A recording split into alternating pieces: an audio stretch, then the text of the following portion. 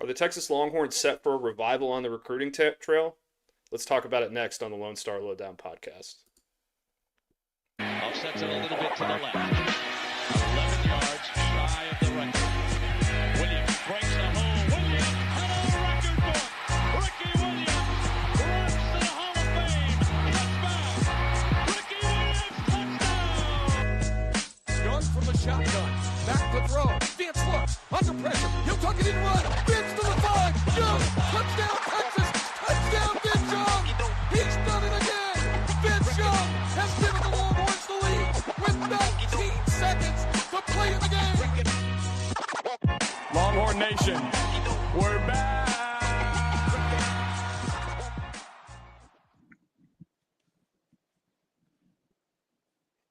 Hello and welcome in. My name is Matt Galatzan and I will be your host. I am joined today by my colleague over at Texas Longhorns on SI, Zach Dimmit. Zach, how's it going?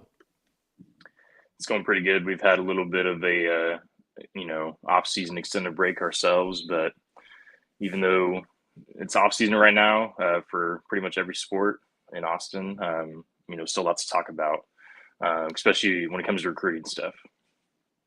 Yeah, absolutely. And we're just going to hop right into it because, Texas, they suffered a few blows on the recruiting trail over the last few weeks. They lost a good number of prospects that they were in the running for. Chase Calicut ended up going to Georgia.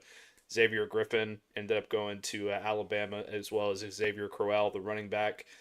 J.J. Johnson also goes to Georgia, and a few other ones down the list as well. But you know what?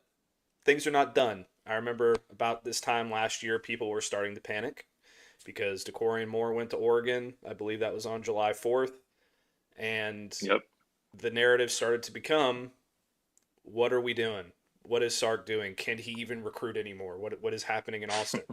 All he did was go on to finish with the number one recruiting class in the country and, silence those doubters a little bit. I think he's going to have an opportunity to do that again. Will he finish with the number one class in the country? Odds are probably not, but they could get up there certainly into the top 10, top 5. I think they have an excellent shot to get into the top 5. And the way they're going to do that is by hitting on some of these upcoming guys that are set to announce over the next few days. We've had a good number of 5-star and 4-star players who are set to announce starting today, as a matter of fact, and going into July 4th in the weekend and on into next week as well. But before we get to that, we do need to hit on what Texas has done so far.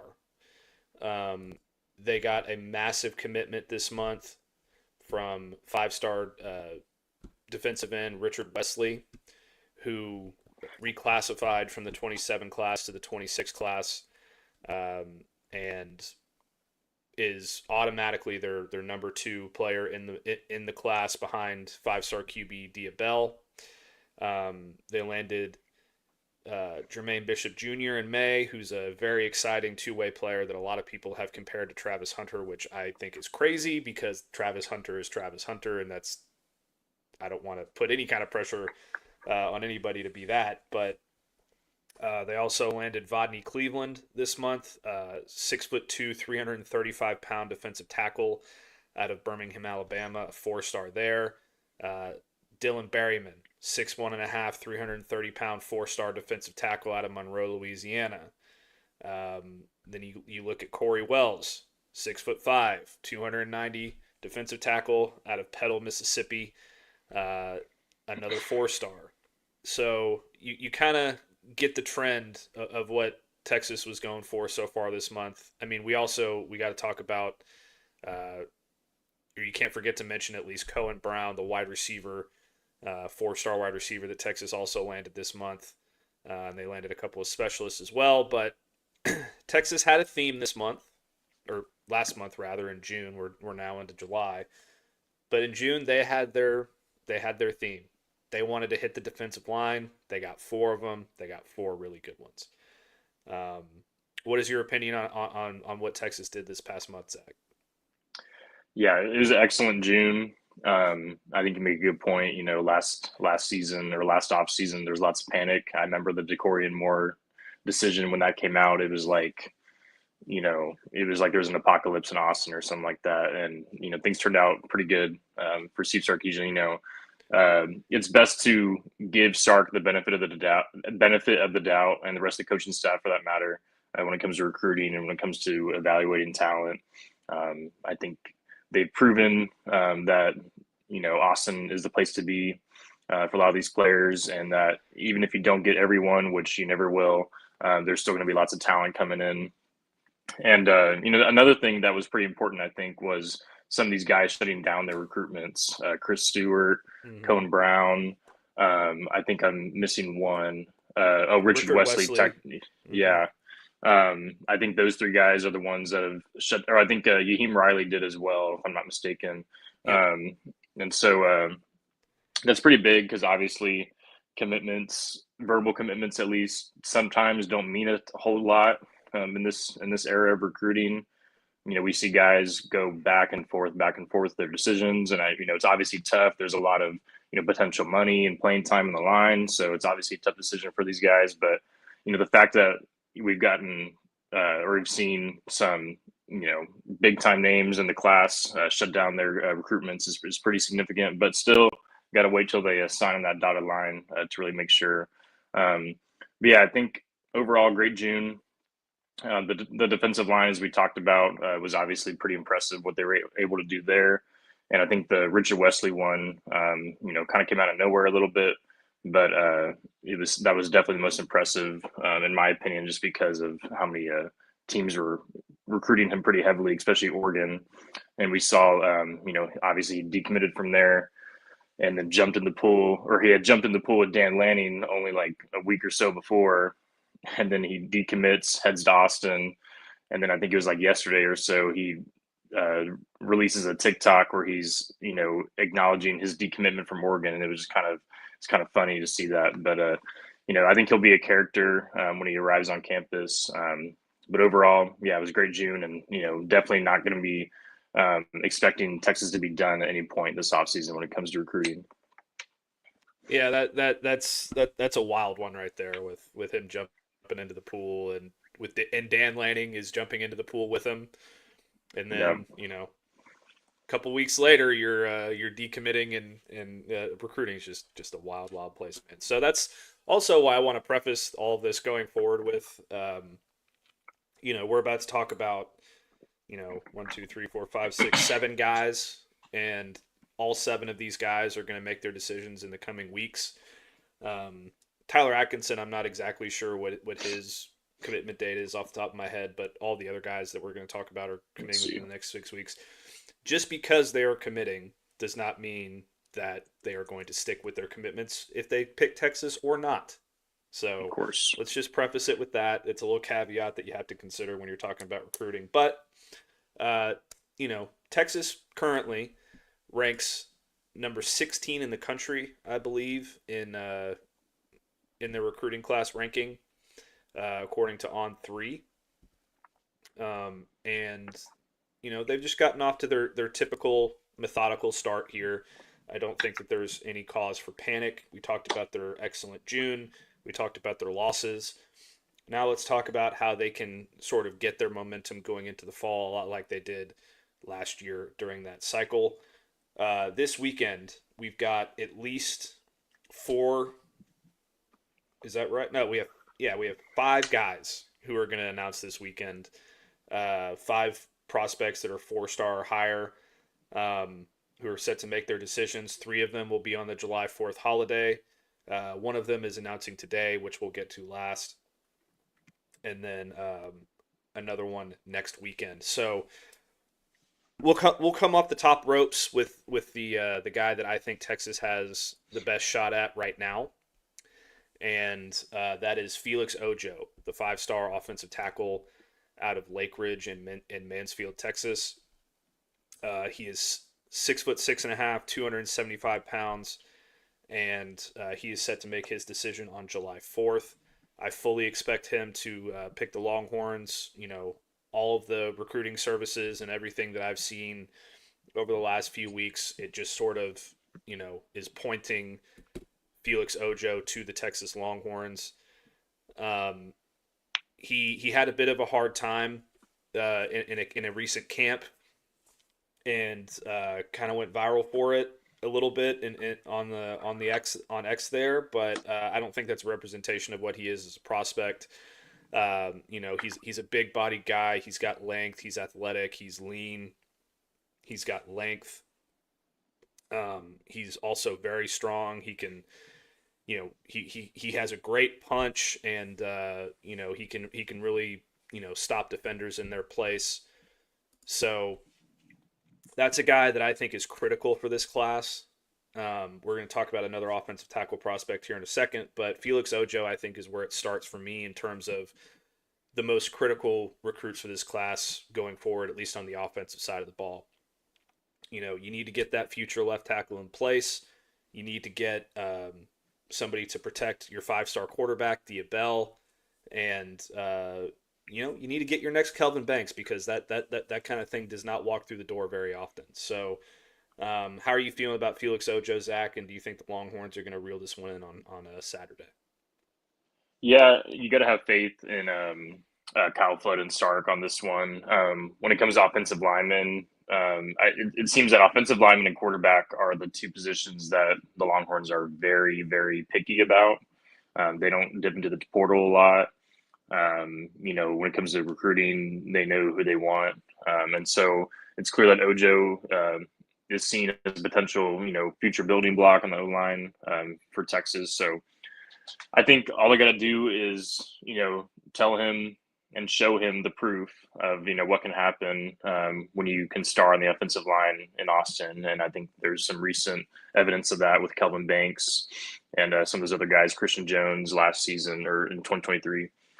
So those are just a few examples. And I think, that the drill at the rivals camp, I think I've seen a few players on social media say that some of those drills tend to favor the defensive linemen and the edge rushers. Absolutely. So, no reason to freak out about that on his part or any fan's part. I think he's perfectly fine, and there's a reason that he's one of the top 2 or maybe even the top ranked offensive tackle in the class. So would be a massive get for Texas for sure. Yeah, and then you look also along the offensive line, another guy that is set to announce on July 4th, John Turntine III, another guy that Steve Wiltfong over at Rivals.com/on3, they merged recently, and now they're just this big recruiting superpower. Steve Wiltfong just projected John Turntine to the Longhorns as well. So there is a potential that Texas is going to get their 2 tackles of the future on Saturday, which is something that would really help propel them in this recruiting class and rise them up the boards. And then another one that is set to announce this weekend that we're not so confident about, Caden Finley. Caden Finley, the son of former Longhorn Jermichael Finley. He has been on Texas's campus a lot, but he was recently projected to land with the Notre Dame Fighting Irish. He is also set to announce on Saturday. I think this would be a big loss for the Longhorns. They need to get some receivers in that class. He is one of the better ones in my opinion. He's not the only one they're looking at. They already got Chris Stewart, but I think they should add a couple more. They also got Cohen Brown, as I mentioned, but Caden Finley is going to be one that that one will sting a little bit. Yeah, obviously, being the son of Jermichael Finley, Green Bay Packers, former Longhorns tight end, that would kind of sting for sure. When you have those legacy recruits, you would expect that, Texas might have an edge there. But I mean, Notre Dame, that's no slouch or anything. If Texas were to lose, the battle to them. But Finley. Not a tight end like his dad, a receiver, 4-star guy, but definitely would hurt a little bit. Comes from a championship winning program in Aledo. Just won a title, I believe, 2 seasons ago. So we'll see how that one goes, but you never know how these things play out at the end. Texas could make a late push. But Marcus Freeman, Notre Dame, they're another superpower as well, obviously. So that's going to be a tough one for Texas for sure. Yeah, and then we got a couple other guys that are set to make their announcements here in the coming days as well. We got Trenton Henderson, who is announcing today. He is the defensive lineman out of Pensacola, Florida. 5-star edge per 24/7 Sports. On three and Rivals both have him as a 4-star, but he's one of the elite edge rushers in the country. He's currently projected to head to LSU. Bryce Perry Wright, another one the Longhorns are in a fight with the Texas A&M Aggies, who have been super hot on the recruiting trail as of late. He is a 5-star defensive tackle, 5-star edge out of Beaufort, Georgia. He's currently projected to land with the Aggies. He is set to announce on July 5th. And then you look at Tyler Atkinson, the linebacker out of Lawrenceville, Georgia, Grayson High School, 5-star linebacker, pretty much across the board. He's currently projected to the Bulldogs as of right now. But the one guy that I think that we all need to keep our eyes on here as well going forward, and one that I think the Texas Longhorns covet heavily, is Lamar Brown, the 5-star athlete who, typically when you think of an athlete, Zach, it's a wide receiver DB, it's a running back, safety, it's a linebacker, that can play both sides of the ball. No, this guy's an offensive lineman and a defensive lineman. You don't see too many of those out there. Nope. Currently, he's projected to LSU. I think that Texas A&M's obviously in the conversation as well. He really likes the Aggies, but the Longhorns I don't think are out of this one. He's set to announce next weekend. What do you think about Lamar Brown?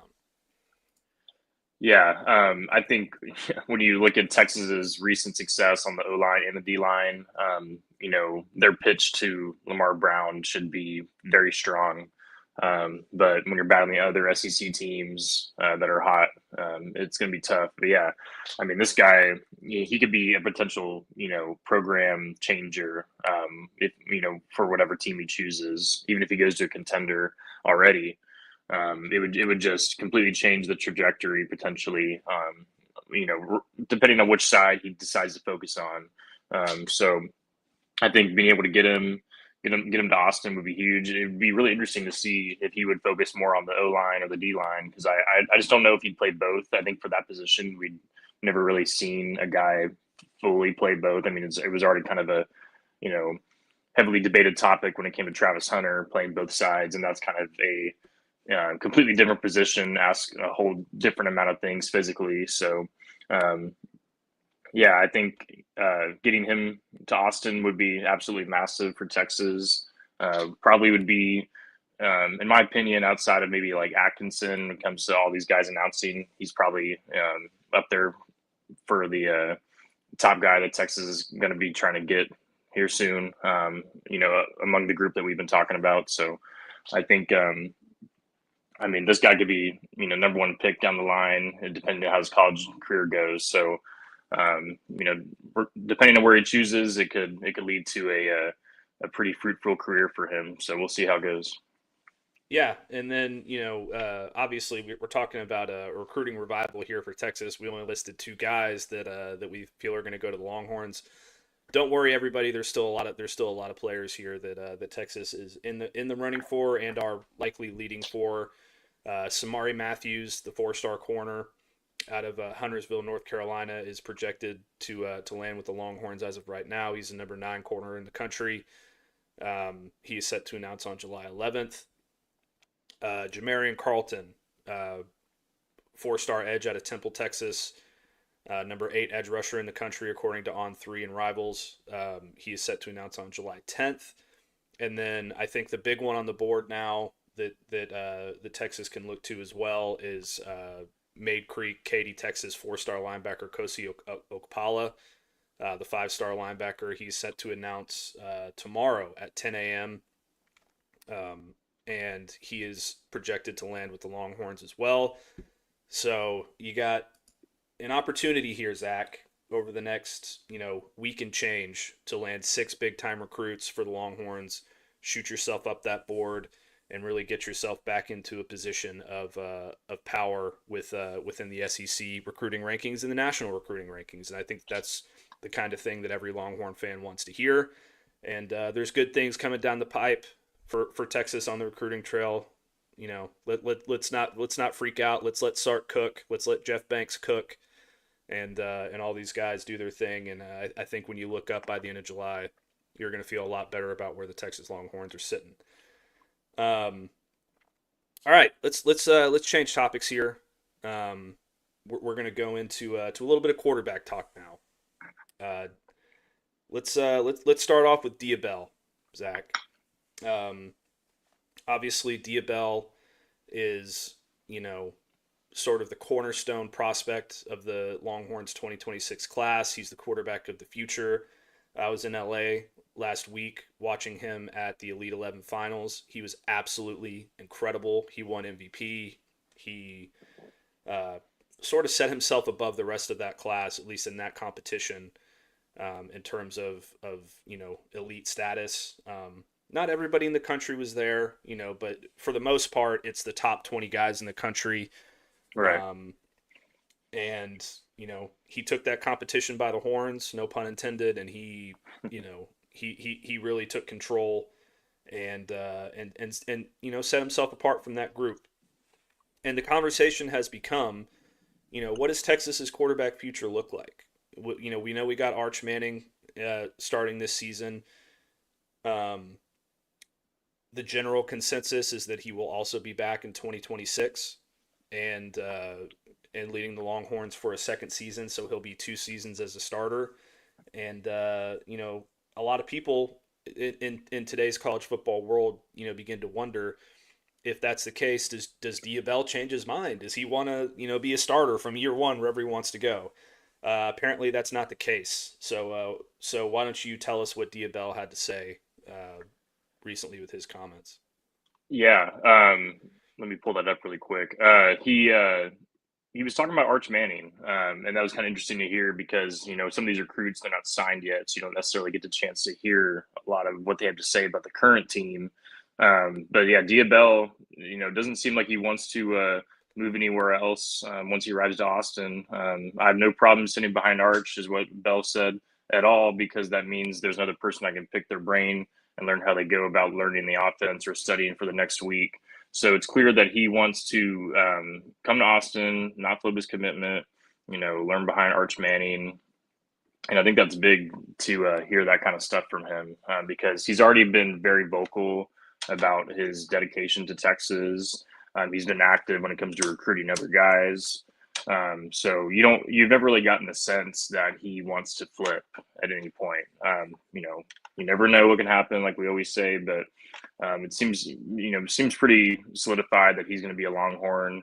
I think more of the question goes to, you know, what happens with KJ Lacey and Trey Owens and those guys. You just feel that it's almost inevitable that one or two of them is probably going to transfer out maybe next season. I mean, that's a long way down the line. We still haven't played an entire regular season, but you know, with Diabell arriving, it just creates a really crowded quarterback room, and you know, it's good in a way because that will elevate some of the competition for sure.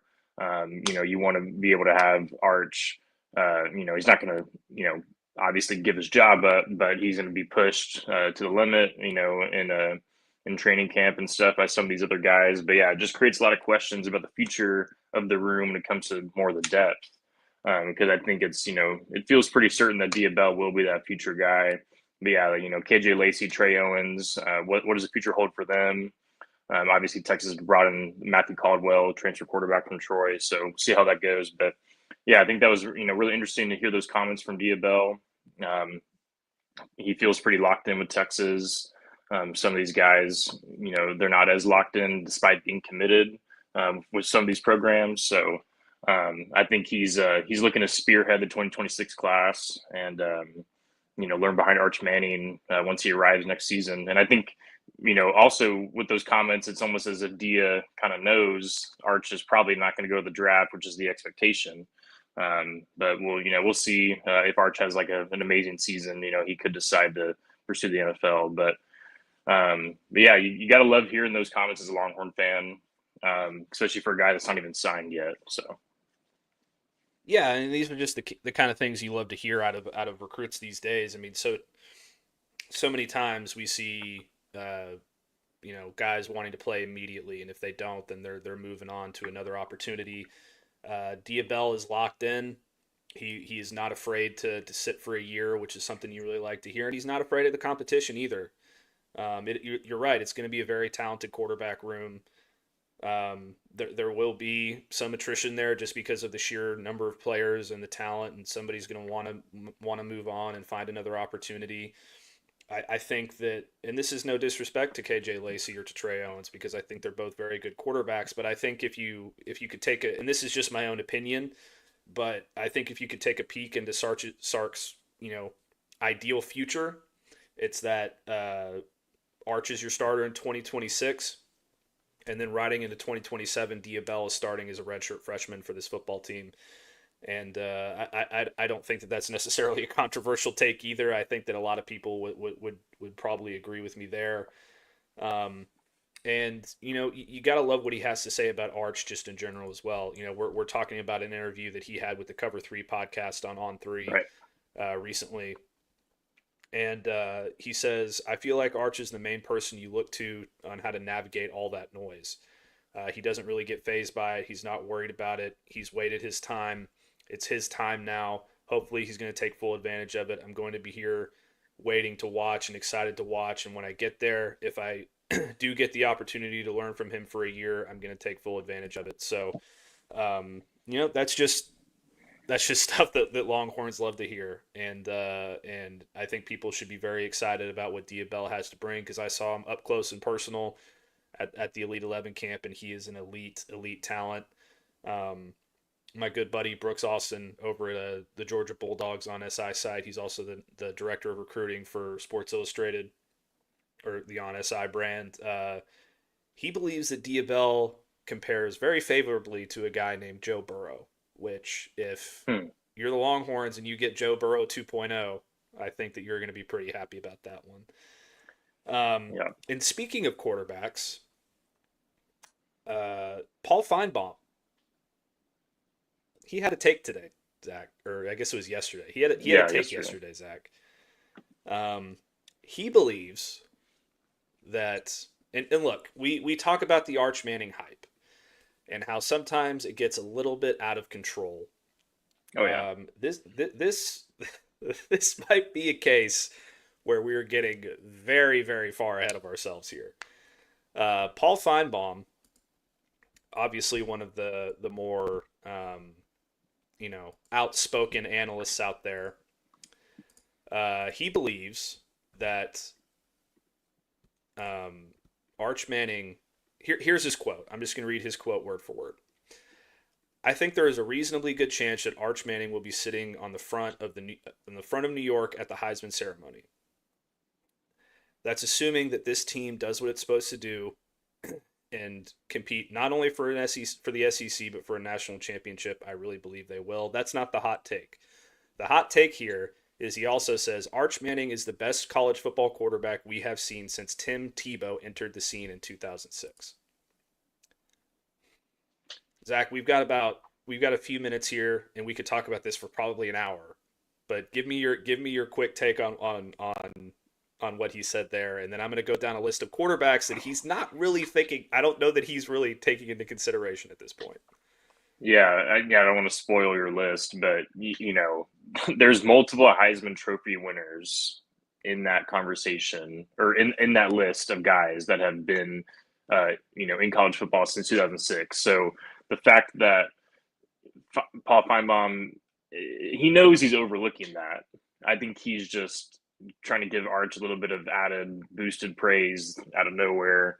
And, that's great and all, but we also need to make sure that we remember the facts. And so it's a little bit of a silly statement when you think about some of the names that you're about to mention, multiple Heisman winners, guys that are legends in the college football scene. And now we're saying that Arch Manning, who we all love in Austin, great guy, the future of the program, however, he's only started 2 games, limited action.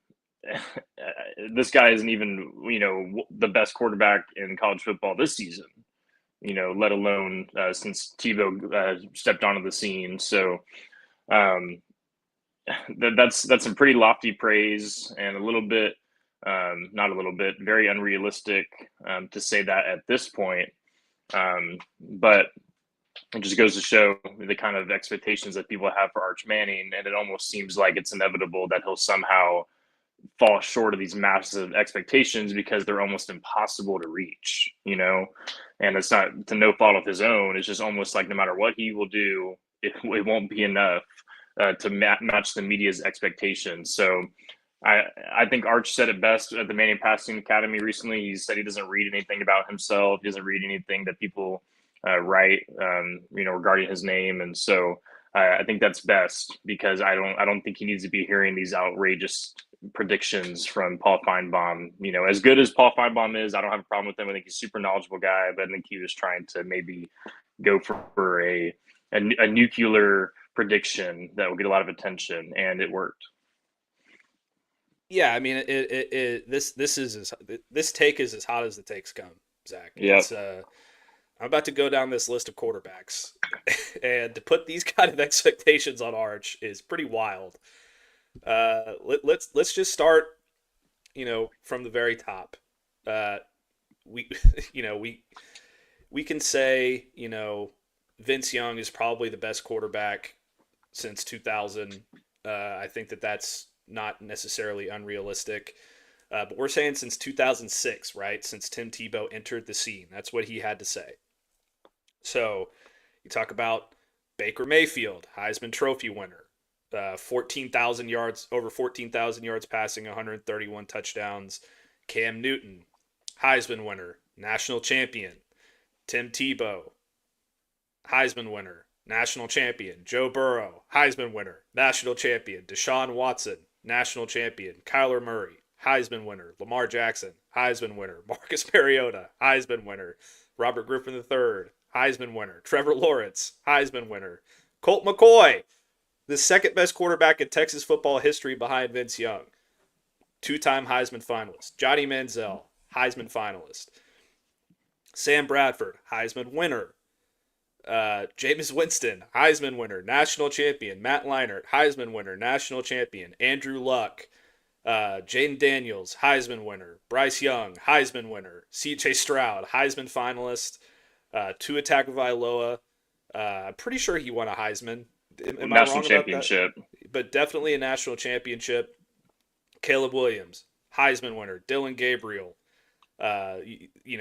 Carson Palmer was before that time. Carson Beck. Carson Beck, Jalen Hurts, Case Keenum, Bo Nix, Russell Wilson, Justin Fields, Michael Penix Jr.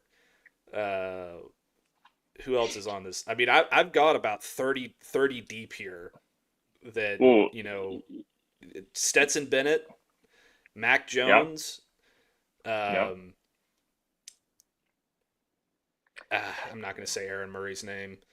Well, and a lot of these guys, they're not even near the top of the best quarterbacks since Tebow, and yet still a lot of them are much more accomplished at this point in their careers, or compared to Arch at this point in his career. They're much more accomplished than he is currently.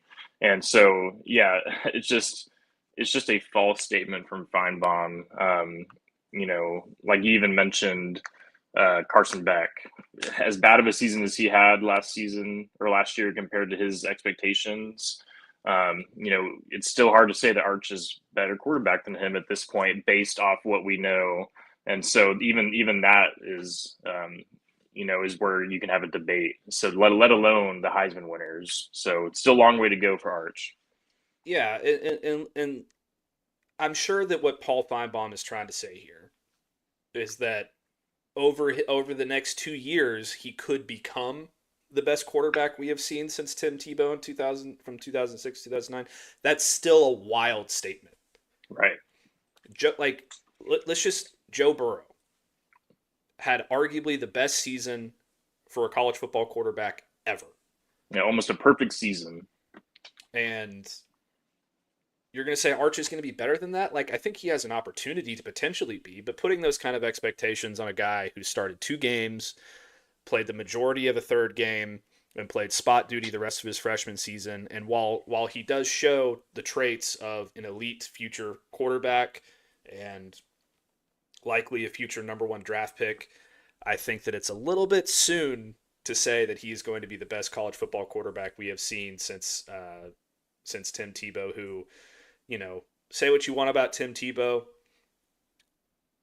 After Vince Young, it's kind of hard to say that there is another quarterback that was better than him, since that time. So it's certainly a wild statement, and one that we're gonna have, like, he's gonna have to show, like, we're gonna have to show the receipts for this in a couple of years when Arch leaves. And if he's not at that level, that's fine. It's just, let's all calm down. Let's let Arch play some football. Let's let him get out there at the shoe and play against Ohio State in week 1 before we anoint him as the best college football quarterback in the last 20 years. Yeah, and we say all these things with prefacing with, the fact that we all really like Arch Manning, and it has nothing. It's not a knock on him. It's just a little bit, like you said, let's just pump the brakes a little bit. So yeah, just want to make sure that we get that out there, that it's not our opinion of Arch Manning that's negative. It's just more of the conversation as a whole, and about being patient with the process. So let's just all settle down. Yeah, let's let the guy play some football before we say he's the best of all time, right? Right. Anyway, so that's going to do it for another edition of the Lone Star Lowdown podcast. You can listen to us on pretty much every major podcast platform out there. We also stream live on X, Facebook, and YouTube, so you can catch us there as well. Don't forget to check out Texas Longhorns on SI for all your latest news and notes regarding Longhorn sports. If you enjoyed the pod here today, please make sure to hit the like button, the sub button, and just watch the video on all your favorite platforms. Most importantly, though, be sure to tell somebody you love them, and we will see you next time. We'll be back. Yes, sir. Fight.